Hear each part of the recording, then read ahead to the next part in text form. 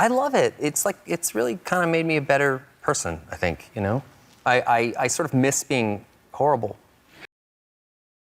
Have you ever wondered how some Hollywood projects seem to appear out of thin air, snatching the spotlight, even when the powers that be claim they don't want them? One moment, a script sits gathering dust in a studio vault. The next, accidental leaks and fan outcry drive an entire franchise into existence. Today, we're diving deep into the curious and sometimes shocking behind-the-scenes decisions that shaped Ryan Reynolds' Deadpool saga, and how those same alleged tactics echo in the controversies surrounding Blake Lively's recent film hijacking allegations. From mysterious test footage leaks to rumored mafia-like power moves, it's a story packed with intrigue and larger-than-life personalities. Let's unravel how this alleged pattern of leveraging fan enthusiasm, strong-arming studios, and sidestepping legal red tape might have inspired a Hollywood power couple to seize control, even when no one wanted to play by their rules. Buckle up for a journey into the swirling rumors, hidden pressures, and eyebrow-raising methods that changed the shape of two major film projects. Ryan Reynolds first stepped into the role of Wade Wilson,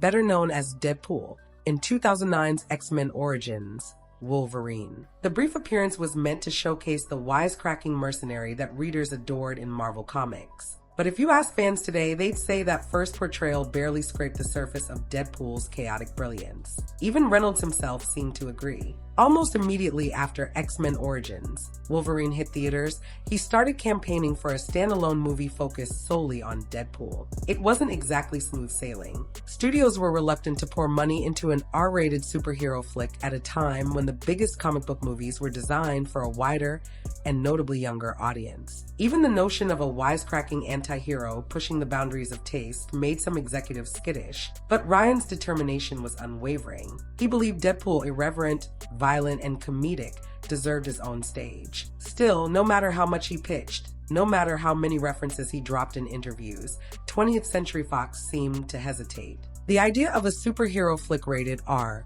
packed with irreverent humor and borderline graphic content, just didn't align with the typical PG-13 branding that made Marvel blockbusters into money machines. From 2009 to about 2012, Reynolds was a lone voice in the wilderness, repeating the same refrain: "Let me make a Deadpool movie." Little did anyone know how far he'd go. According to later rumors, some of which surfaced in interviews, Reynolds had more than just a persistent desire.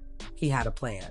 And that plan, people say, involved a top-secret piece of test footage no one was ever supposed to see. By 2012, Ryan Reynolds and a handful of trusted collaborators, among them director Tim Miller, had convinced Fox to at least let them shoot some test footage. This was not a public trailer or promotional spot. It was raw, proof-of-concept footage meant only for internal eyes at Fox, presumably to help executives decide whether to greenlight a full film. Then, for 2 long years, that footage sat in limbo. Fox executives refused to budge. The R rating alone scared them. Market research suggested that restricting the film to older audiences could cripple potential profits, so Deadpool languished in a corner. But in late July 2014, something astounding happened. That very same test footage suddenly appeared online. Social media lit up. The footage, which featured CGI action, profane wisecracks, and Ryan Reynolds fully embodying the eccentric mercenary, went viral almost instantly. Fans flooded Twitter, Tumblr, and every platform they could find with one united demand: make the movie. The clamor was so loud that Fox found itself under unexpected, intense pressure. Suddenly, the film executives who'd spent years ignoring Ryan's dream had to wrestle with a determined online legion. The result? Within days, some say less than 24 hours, Fox relented. Deadpool was officially greenlit. The big question: who leaked the footage? Tim Miller insisted there were only 4 possible suspects, given how few people had access to the original files. Ryan Reynolds dodged direct blame in interviews, but often winked at the idea. While he never outright admitted to unleashing the test clip, he'd deliver playful lines like, "I might have provided an assist," or "I was just doing my part." Whether or not Ryan directly uploaded that footage himself, the outcome was clear. If a studio won't move on a project, then unleashing a flurry of fan demand can work wonders. Deadpool soared from the dark shelf into production because fans clamored for it, thanks to that illicit leak. If Ryan Reynolds was the driving force behind Deadpool's initial success, director Tim Miller had been the technical visionary behind turning those early scraps of footage into something that captured the character's spirit. To many fans, Miller's style, quick pacing, comedic timing, and stylized action felt perfect for Deadpool's offbeat world. But as production on Deadpool began in earnest, so did the whispers about clashes on set. Tim had a background in visual effects and a certain creative approach. Ryan, as both star and blossoming producer, had his own powerful vision. Rumors circulated that friction built up around who got the final say. Did Ryan have more influence because he was playing the face of the franchise? Did Tim deserve unfettered control as the director? When the first Deadpool hit theaters in 2016, it was an immediate, colossal success. R-rated or not, the film raked in hundreds of millions, confirming Ryan's instincts that comedic irreverence and borderline vulgar humor could enthrall a global audience. A sequel was inevitable, but behind closed doors, tensions had apparently reached a boiling point. Tim Miller would later speak publicly about what he called a traumatic experience. The two parted ways before Deadpool 2, and Miller claimed he'd had enough of battling over every creative decision. As he put it, you can negotiate some things, but when you're negotiating literally every choice, it drains the life out of the process. He felt that Reynolds, by virtue of star power and brand association, had seized near total control. In the end,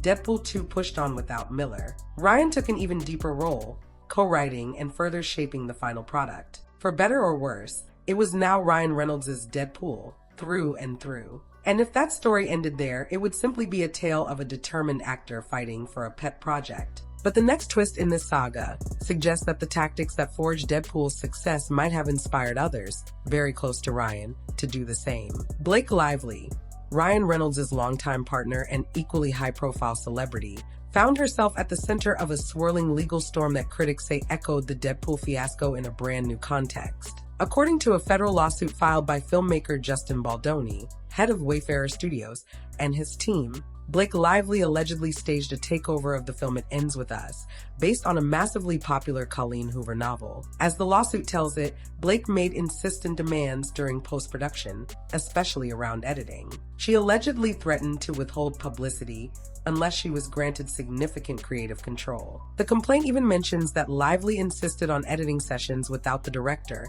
effectively kicking Baldoni out of his own movie's final cut. To outsiders, it seemed bizarre. How could an actor, no matter how famous, just seize the editing suite and make drastic changes? Why would a major studio cater to those demands if it meant sidelining the original creative team? But the suit implies that Lively knew exactly what leverage she had. With her star power and her partner's track record of wresting control from studios, she allegedly believed the studio would cave to avoid negative press or a lack of promotional support. The biggest spark of controversy flared when Lively chose to screen her personal cut of the film at Book Bonanza, an event featuring Colleen Hoover and thousands of eager fans. Wayfarer Studios claimed she showed up with a hard drive containing her unauthorized version, despite no official studio approval, and presented it to the audience like a fait accompli. The parallels to Ryan's approach are striking, from hush-hush leaks to using public hype and fan excitement as a weapon against corporate reluctance. Critics are now tossing around the phrase mafia tactics to describe what happened. It may sound extreme, but the core accusation is that these celebrities used threats, withheld cooperation, and subtly brandished their star power to corner production companies into compliance. For Ryan, the story goes, he had test footage no one else wanted to release. It leaked under suspicious circumstances, driving rabid fan demand. Fox caved and greenlit Deadpool, not wanting to face the wrath of fans. Once inside that circle, Reynolds allegedly became the alpha decision-maker. He locked horns with director Tim Miller, who eventually bowed out, describing his time under Ryan's dominion as traumatic.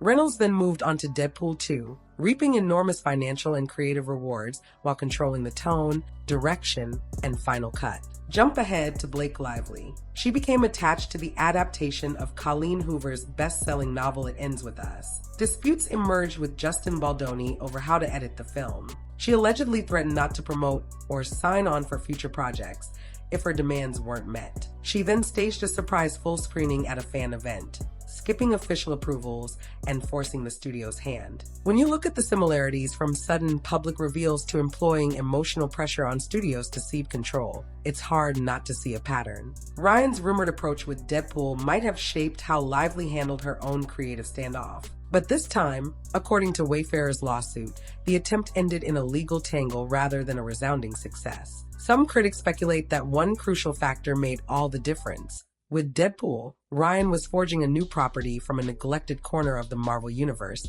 whereas Lively was stepping into a major novel adaptation with a separate creative team that held the adaptation rights. She lacked the free rein to do as she pleased once she clashed with producers who also had legal stakes in the project. No matter how skilled someone is at maneuvering behind the scenes, Hollywood deals ultimately live or die on legal documents. In the It Ends With Us dispute, Wayfarer claims that not only did Lively push them out of the editing room, but she also threatened to pull in big names, Taylor Swift, for instance, to manipulate the film's promotional direction. Suddenly, Sony executives, high-powered attorneys, and possibly even Swift's team found themselves in the crossfire. The potential depositions loom large. Executives from Sony might be forced to detail internal communications, who approved what, when, and under what pressure. Lively and Reynolds could see their personal dealings exposed, too, especially if there's tangible evidence linking Ryan's past leak strategy with the alleged hijacking attempts. One of the more astounding claims is that Lively intended to replicate Ryan's formula from Deadpool,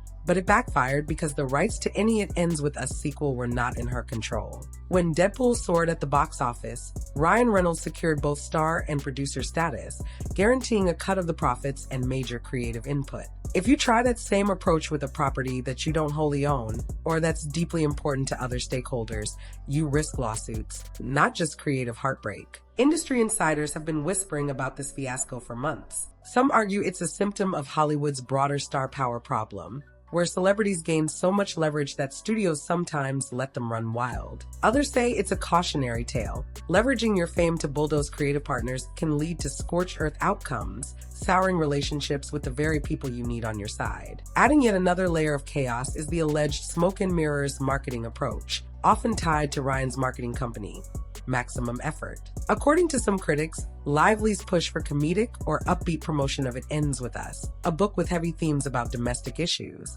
felt jarringly off. She even faced accusations of ignoring the novel's serious subject matter to package the movie as a breezy rom-com. Fans who loved Colleen Hoover's original story began voicing their discomfort. How do you convert a deeply emotional narrative about serious domestic conflict into a frothy romance trailer? More importantly, why try to lure a mainstream audience under potentially misleading pretenses? When the marketing strategy started to falter and Lively's public image took a hit for apparently trivializing difficult subject matter, people started pointing fingers. Was it Blake's fault for ignoring the source material? Ryan's fault for endorsing a questionable marketing blueprint reminiscent of the comedic Deadpool flair? Or was it Wayfarer's fault for not reining in star demands early on? No matter whose fault it was, the uproar exposed the very real cost of hooking your brand to a star's demands. It's one thing if the star shares your passion and upholds your vision. It's a whole other issue if they're looking out primarily for their own vantage,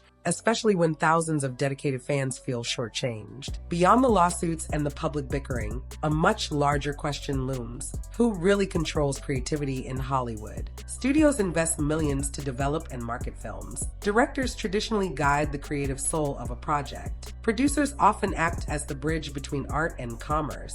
And then there are A-list celebrities, people whose mere presence can net a film hundreds of thousands of ticket sales or streaming views. When those celebrities sense their power, they can push boundaries. Ryan Reynolds' success with Deadpool is a testament to how fan enthusiasm, once ignited, can override a studio's initial reluctance. It can turn an abandoned side character into a billion-dollar phenomenon. But it also sets a precedent. If you're big enough, if you can harness public excitement, you might not need the studio's official stamp of approval every step of the way. You can, in effect, do what you want. From the outside, it's exciting to see an underdog project succeed. But from an industry standpoint, it raises serious concerns. How do studios maintain order when stars can bypass them, leak content, or present an alternate version of a film to a hungry fan base? When does fighting for creative freedom cross the line into bullying or extortion? And how many Tim Millers will walk away wounded, claiming trauma, while the star reaps the lion's share of accolades and profits? In Blake's case,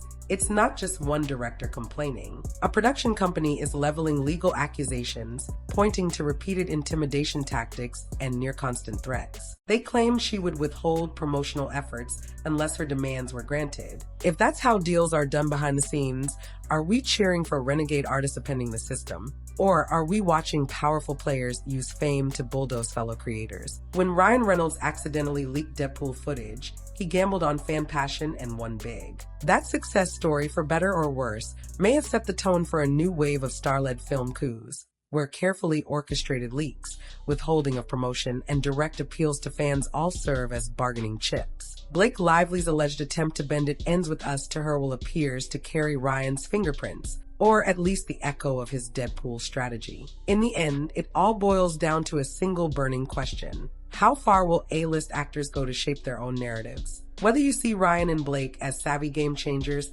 or ruthless opportunists, there's no denying they hold unusual sway. They can shift public opinion, overshadow entire production teams, and possibly force studios' hands by tapping into fans' unrelenting excitement. But in doing so, they also risk lawsuits, soured relationships, and a wave of negative headlines. Creators like Tim Miller and Justin Baldoni might come away disillusioned or worse, legally embroiled in months or years of back-and-forth blame. Even loyal fans are left wondering who's telling the truth when these public feuds escalate. For now, the swirl of rumors, legal filings, and he said, she said declarations show no sign of letting up. One thing's for sure, we haven't heard the last about these deals gone wrong. Every new interview, every sly reference to leaked footage, every cryptic social media hint from either Reynolds or Lively will keep speculation roaring. Are they unstoppable geniuses playing a new Hollywood game, or have they simply discovered that riling up fans can bulldoze any conventional business barrier? As you mull over the controversies, remember this: the power to shape a story can be just as valuable as the story itself. While we watch from the sidelines, the stars continue writing their own scripts, sometimes literally. And if the past is any indicator, we might see more mysterious leaks, shocking allegations, and behind-the-scenes legal warfare in the months and years ahead. No matter which side you're on, this entire saga reveals a fundamental truth. In Hollywood, a compelling narrative can override any number of boardroom hesitations. For better or worse, star power and fan devotion have become the most potent forces in modern entertainment, capable of turning a sidelined idea into a billion-dollar franchise or a beloved novel adaptation into a legal battleground. It's high stakes, high drama, and high tension, the very stuff that keeps audiences clicking, talking, and demanding more. Remember to stay curious, question the headlines, and look beyond the polished press releases. Sometimes the most dramatic plot twists happen off-screen, and sometimes, just sometimes, those twists leak into the spotlight with a wink, a grin, and a shrewd plan to pull us deeper into Hollywood's ever-churning tale.